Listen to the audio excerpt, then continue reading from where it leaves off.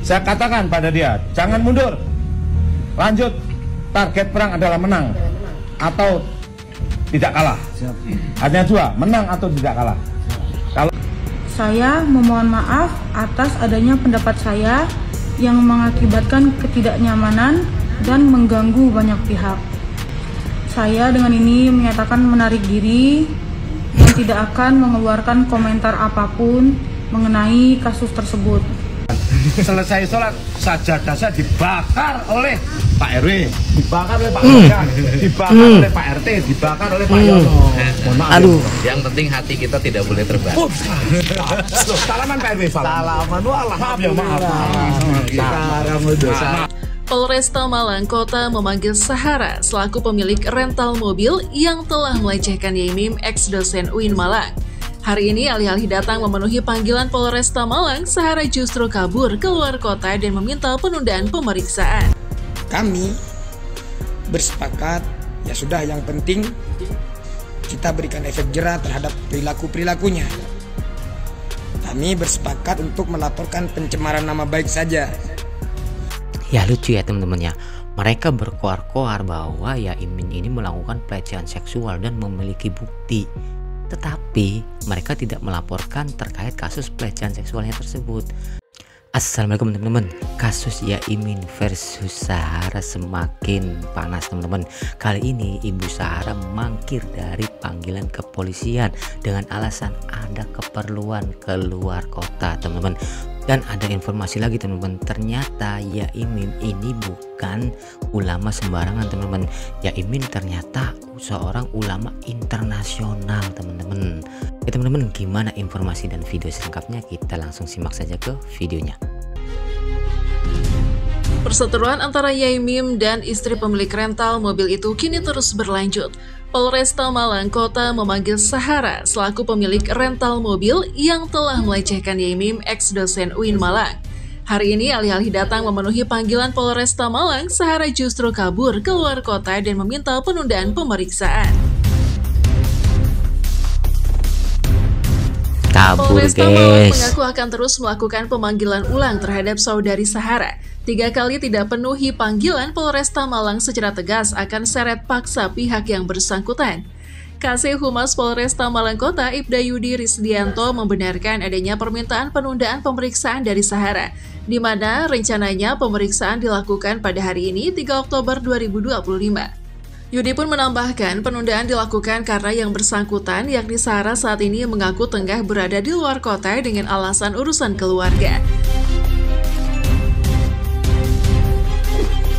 Sementara itu, mantan dosen UIN Malang, Yaimim, mengaku sakit hati disebut problematik oleh pihak Sahara yang tak lain difitnah sebagai pelaku pelecehan seksual.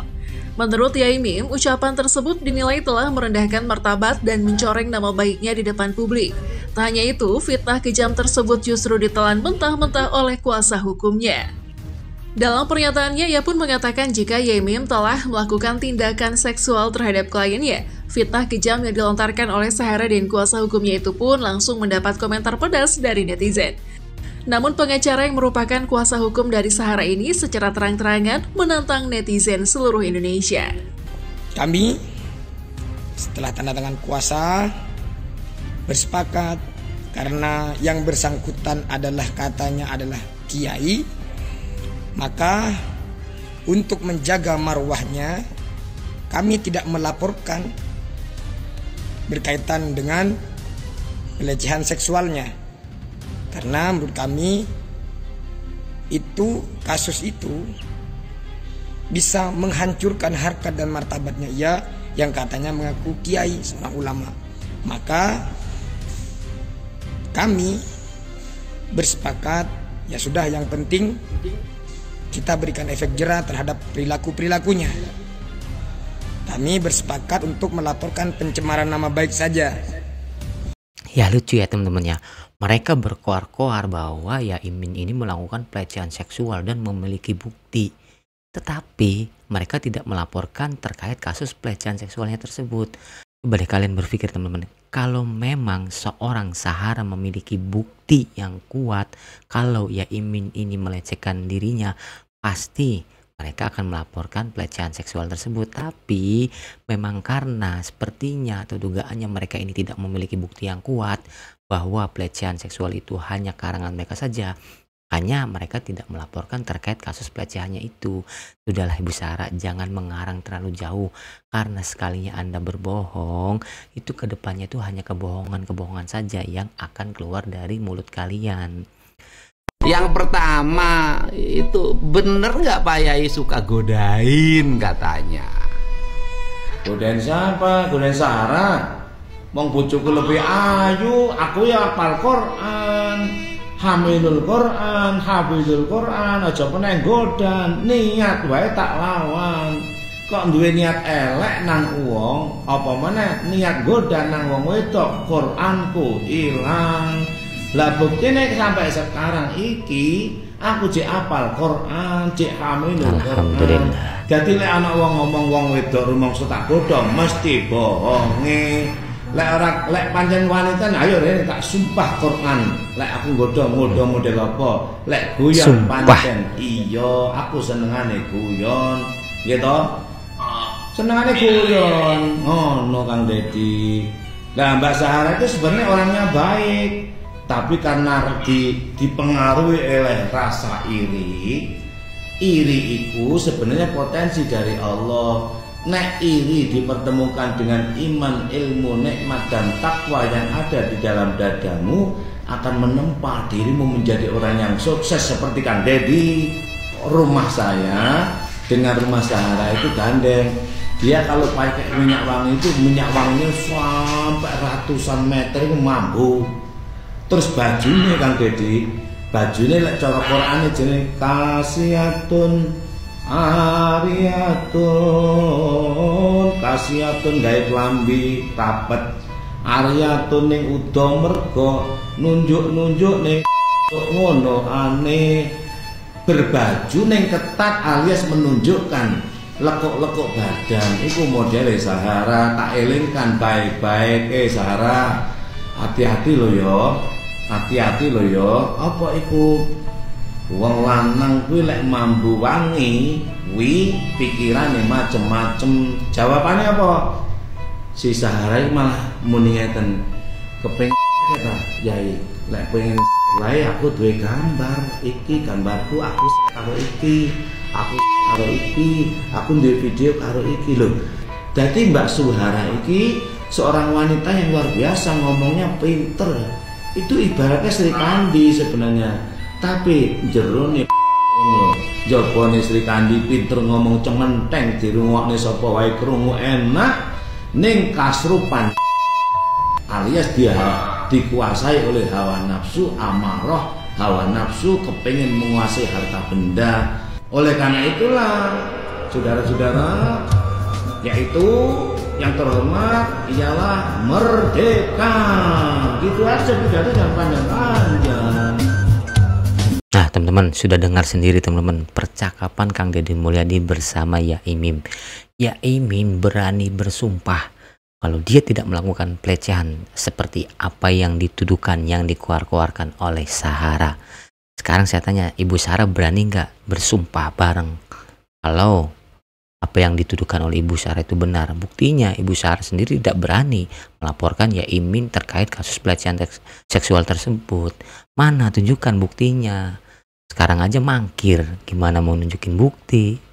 Apa yang baru tahu juga, ternyata setiap ada perubahan nih perihal dengan tempat haji di Arab Saudi sana, seperti pelebaran tempat sa'i, pelebaran tempat jumroh dan lain sebagainya, ternyata tidak hanya Arab Saudi aja nih yang memutuskan, tapi diundang ulama di seluruh dunia yang disebut dengan Majelis Iftah. Dan kita bangga banget kita punya perwakilan dari Indonesia, yaitu Yai Min. Majelis Iftah di Riyadh, di Saudi. Iya, Saudi itu termasuk itu. Termasuk saya ini ya ulama internasional. Kalau ada apa ya tentang Rabbitu Alam Islami. Kalau ada apa-apa tentang haji misalnya. Ya tentang ya itu bagaimana, apa boleh nggak pelebaran mas'ah tempat sa'i? Nah itu melibatkan. Saya termasuk. Boleh nggak itu pelebaran lempar jumroh? Dulu kan hanya bundar ya, sekarang luas. Karena saya berpendapat di situ. Boleh nggak ditingkat? Saya berpendapat. Namanya saya berpendapat. Dan aku nggak pendapat saya direspon dengan baik. Jadi kalau saya boleh akhir kalam ya Mbak ya, seandainya pihak Sahara arahnya itu bakalan beneran pribadi.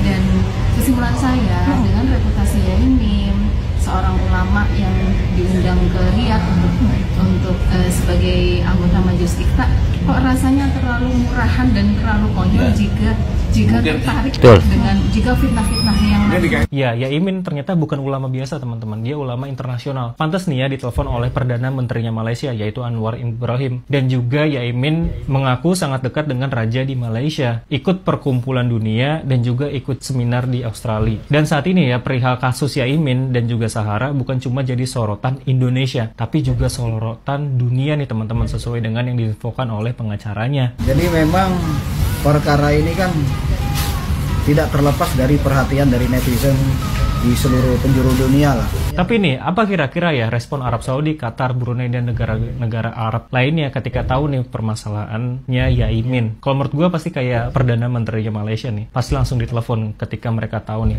Yai Mim tersandung masalah. Gimana komentar kalian? Tulis di kolom komentar.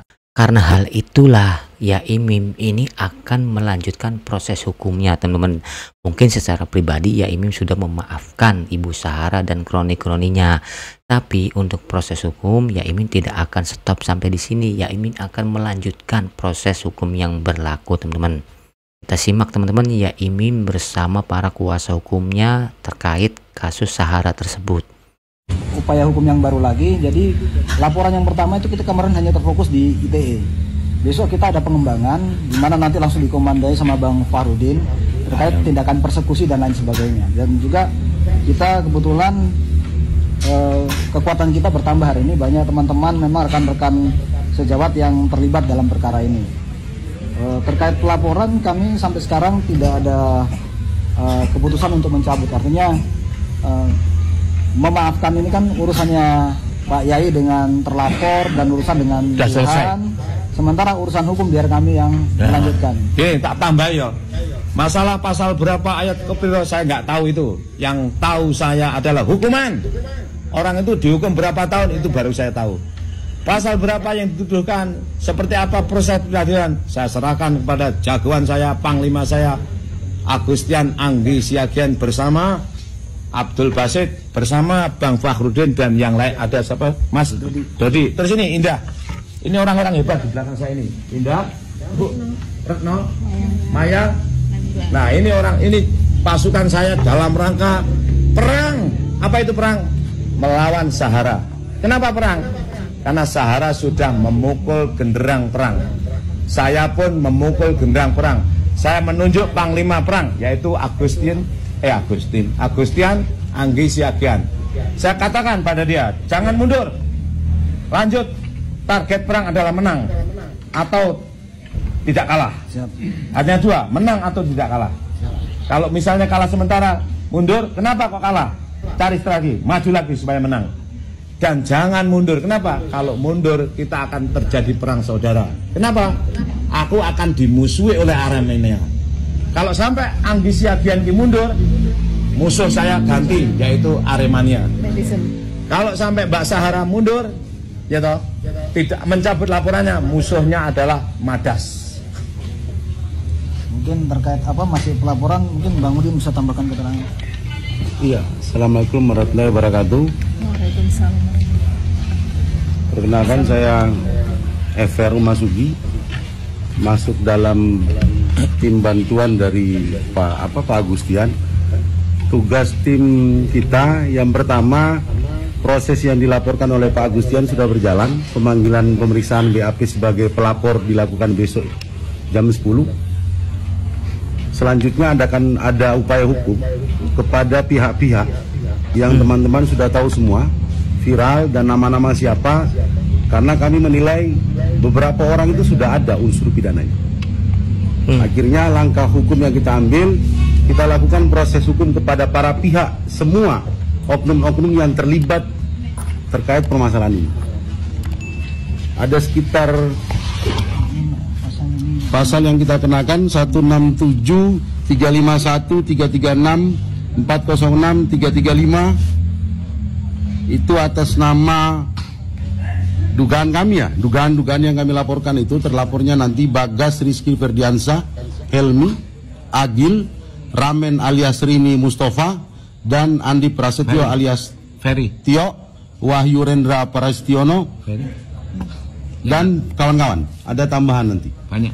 Itu. Tio, nanti itu dikomandoi, kita komando untuk melaporkan oknum-oknum yang terlibat di dalamnya. Ya, saya tambahkan ya. Untuk bukti-bukti sudah kami siapkan semua. Tinggal besok begitu kami masukin, kita akan lampirkan itu semua. Saya tambahkan ya. Yang disebutkan tadi para pihak itu masih banyak yang kurang. Ya, nanti akan saya sampaikan, ada catatannya pada saya. Siapa saja yang layak untuk dilaporkan. Besok saya nyusul. Terus kemudian banyak itu, diantaranya Robert atau Faiz, gitu, Robert atau Faiz. Kemudian Pak Mujani, ini justru sumber utamanya yang pertama meletupkan fitnah besar ini adalah Mujani dan istri. Dia adalah guru MIN Jalan Bandung. Ini supaya dilaporkan nanti biar dipelajari. Pak Mujani, kemudian siapa lagi? Banyak pokoknya, banyak, hampir seluruh lah ya, hampir seluruhnya itu saya kira layak. Terus Pak Profesor Dr. Hidayat belum kan? Nah, menyusul ya. Nah, kemudian begini, saya banyak ditelepon oleh lawyer yang menawarkan diri untuk membela saya. Gini jawaban saya sudah menunjuk Panglima, yaitu Agustian Anggi Siagen. Silakan para lawyer untuk bergabung, asal dapat izin pertimbangannya oleh, semua dipertimbangkan oleh Gus Guset. Apakah masih perlu lagi atau tidak, saya tidak tahu. Itu sudah ranahnya Guset, saya tidak tahu. Yang penting Guset, ente tak tunjuk kudu menang. Lek menang kowe gawe iki silakan cari. Nek kowe perlu apa tak golekno. Bagaimana? Cukup ya? Nah, udah. Nah, itu dia teman-teman statement Yaimin bersama para pengacara yang akan membela Yaimin di pengadilan nanti teman-teman. Nah, pada intinya orang-orang yang terlibat terkait pencemaran nama baik atau perundungan atau fitnah terhadap Yaimin ini akan dilaporkan teman-teman. Nah, termasuk satu ini nih teman-teman. Kita lihat teman-teman, yang dulunya menantang para netizen akhirnya beliau minta maaf teman-teman. Assalamualaikum satu persatu teman dugong mundur. Hari ini Senin 6 Oktober 2025, saya Siti Jumianti atas nama pribadi dengan ini menyatakan bahwa beberapa komentar, konten-konten dan video saya yang saat ini beredar di beberapa platform di sosial media baik TikTok maupun Instagram yang berkaitan dengan kasus viral antara Yaimin dan Sarah merupakan pendapat saya secara pribadi dan tidak ada sangkut pautnya dengan instansi tempat saya dan suami saya bekerja pada saat ini. Saya memohon maaf atas adanya pendapat saya yang mengakibatkan ketidaknyamanan dan mengganggu banyak pihak. Biarlah kejadian tersebut diselesaikan oleh kedua belah pihak, baik Yaimin dan Sarah, didampingi oleh pihak berwenang sesuai dengan ketentuan hukum yang berlaku di Indonesia. Saya dengan ini menyatakan menarik diri dan tidak akan mengeluarkan komentar apapun mengenai kasus tersebut. Saya doakan agar masalah tersebut dapat terselesaikan dengan baik. Sekali lagi, saya mohon maaf atas kelalaian saya dan saya berjanji untuk selalu menjaga etika dalam bersosial media. Terima kasih, saya akhiri. Wabillahi taufik wal hidayah. Wassalamualaikum warahmatullahi wabarakatuh. Lucu kan teman-teman, kemarin berkuar-kuar tidak takut, tidak kena mental, akhirnya kena mental juga kan teman-teman. Nih kita bacakan salah satu komentarnya teman-teman. Yang pasti dia susah makan, susah tidur, betul itu. Proses hukum tetap harus diproses. Udah terlalu panik nggak? Panik lah. Kemarin ketawa puas banget, sekarang jadi susah kan mau ketawa, menyala der. Nah itulah teman-teman komentar-komentar dari para netizen teman-teman terkait ucapan-ucapan si Juminten ini teman-teman. Sahara mangkir dari panggilan polisi, alasannya Kemarin, untuk pertama kalinya Sahara dipanggil oleh Polresta Malang Kota untuk dimintai keterangan perihal kasusnya dengan Yaimim. Namun sayang, Sahara mangkir dari panggilan pertamanya tersebut. Pihak Sahara beralasan Sahara mangkir dari panggilan tersebut karena saat ini Sahara sedang berada di luar kota karena ada urusan keluarga katanya. Sebenarnya, mangkir dari panggilan polisi adalah hal yang lumrah saja. Namun karena kasus ini adalah kasus yang viral se-Indonesia Raya, apalagi kondisinya mereka juga saling lapor satu sama lain, ada tuduhan yang bertubi-tubi hingga laporan pasal berlapis. Ditambah lagi kasus ini sedang menjadi sorotan publik. Maka dari itu, menurut gua, mangkirnya Sahara dari panggilan pihak kepolisian bukan hanya sekedar soal ketidakhadirannya, melainkan refleksi strategi hukum yang harus dipersiapkan secara matang. Karena saat ini kasusnya sudah melampaui beberapa kasus. Kasus Yaimim versus Sahara bukan hanya sekedar kasus sengketa parkir dan sengketa tanah wakaf, melainkan sudah merambat ke kasus-kasus lain seperti Undang-Undang ITE, pencemaran nama baik, fitnah, perbuatan tidak menyenangkan, bahkan hingga dugaan perbuatan tidak senonoh. Kubu Sahara nampaknya masih butuh waktu untuk mengkonsolidasikan posisi hukum, memperkuat bukti, menyusun alibi, hingga menyusun strategi. Atau bisa jadi juga untuk mempersiapkan mental, untuk mempersiapkan diri dan menenangkan diri di tengah tekanan publik yang begitu masif. Mengingat banyaknya pernyataan Sahara dan juga Sofwan yang cukup kontradiktif di media, kuasa hukum Sahara nampaknya harus mempersiapkan klarifikasi yang terstruktur untuk memitigasi resiko kontradiksi yang dilakukan oleh Sahara dan juga suaminya Sofwan. Kapan sampean kenal aku? Nah, nggak tahu. Aku baru lahir. Sehat. Hei, siap. Nah, di rumahnya ini. Rumah. Loh, ini rumah Pak Yai. Ini rumah yang dengan ini. Loh, emang seberapa istrinya? Satu. Nah, ini Kang Deddy yang dimaksud tuh loh Bang Deddy ya. Nah, Deddy tahu ya. Ini tanah saya. Ini. Kalau dengan Mbak Suara sudah selesai. Sudah, alhamdulillah. Dengan Pak Sofyan sudah selesai. Tadi pagi-pagi aku minta maaf. Pak Sofyan, sahabatku, saudaraku yang selalu the king of Kong. Belum selesai dengan siapa? Hidup ini harus selesai dengan siapa? Nggak ada. Nggak kenal saya dengan ini. Nggak, ini siapa lagi? Pak Wahyu ya? Nah ini Pak Wahyu ini yang ngusir saya. Mas. Ya ini yang ngusir saya. Saya menyarankan mental nggak tuh? untuk segera mengurus KTP. Tapi kenapa ketika diurus nggak ditandatangani oleh RT sampean? Nanti sekarang tanda tanganin aja, apa susahnya? Nggak akan, aku sudah nggak boleh pindah sini. KTP saya Karangbesuki, rumah saya di sini. Ini saya jual. Aku mau pindah ke Brojan Cafe, rumah filsafat tasawuf. Alhamdulillah. Deddy Mulyadi. Waduh. Loh. Ya Top. Loh, iya toh nggak mau loh. Ya. Kang Deddy itu dicintai orang. Dicintai oleh kaum wanita tua. Timur. Tapi tidak dicintai oleh yang muda. Nah. Jadi rumahnya ini toh. Ini kalau belum selesai, ayo masuk. Ini tak kayak wingi. Kodok ngarek neng pinggir kali, Mas ya wis tuwek. Ojo mari.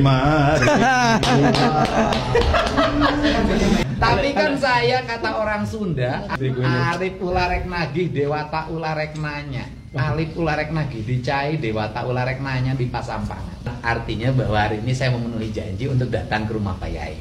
Matur suwun. Di luar jam kerja. Oke. Matur nembah nuwun rawuhipun Kang Deddy Mulyadi ingkang sanget kula tresnani, dipun tresnani dening rakyat Indonesia.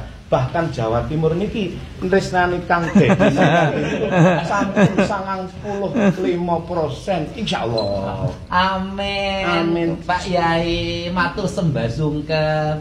Mugi Pak Yai sehat selamanya. Amin. Tambah rezekinya. Amin. Tambah wawasannya. Tambah bojone. Yang penting Pak Yai sih wis sehat ya. Alhamdulillah. Sholat tahajud di situ, sholat istikharah di situ. Kenapa? Oleh yang punya namanya Pak Bayu dan Pak Umar ditawarkan ke saya untuk dibeli. Tak istikharoi sholat dan khatmul Quran. Selesai sholat sajadah saya dibakar oleh Pak RW, dibakar oleh Pak Yoga, dibakar oleh Pak RT, dibakar oleh Pak Yono. Aduh. Yang penting hati kita tidak boleh terbakar. Salaman Pak RW, Salaman, walah. Maaf ya, maaf. Sekarang udah salaman. Wes, salaman loh, ini RW luar biasa. RW yang tidak pernah ruwet. Sembarang beres. Iya beres, yang penting kan sekarang udah beres, udah maaf-maafan. Pak Yai mau buka kafe di situ. Nanti kalau udah pindah ke situ saya ke sana lagi ikut makan. Aman yo, beres yo. Aman beres. Saya buat temuin Mbak Sarah ya. Siap. Monggo. Mangga. Matur nuwun Pak Yai ya. Same-same. Kami mundur ya. Tuh, Masya Allah. Nah teman-teman, ada informasi lagi nih. Ternyata Ibu Sahara ini di tempat yang lama itu sudah terbiasa parkir sembarangan teman-teman di jalanan. Makanya Ibu Sahara ini diusir oleh warga setempat karena sudah mengganggu aktivitas lingkungan tersebut. Kita simak videonya. Rasenia ready untuk pagi ini. Ayla Rasenia Senia Sleep Sigra dan Expander.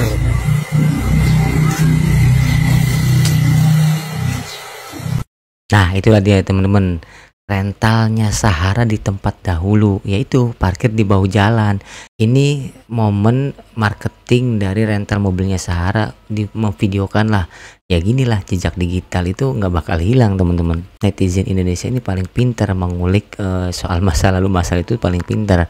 Gimana teman-teman menurut pendapat kalian terkait kasus Sahara dan Yaimin? Tuliskan di kolom komentar. Jangan lupa like, komen, dan subscribe. Nyalakan lonceng notifikasinya. Assalamualaikum.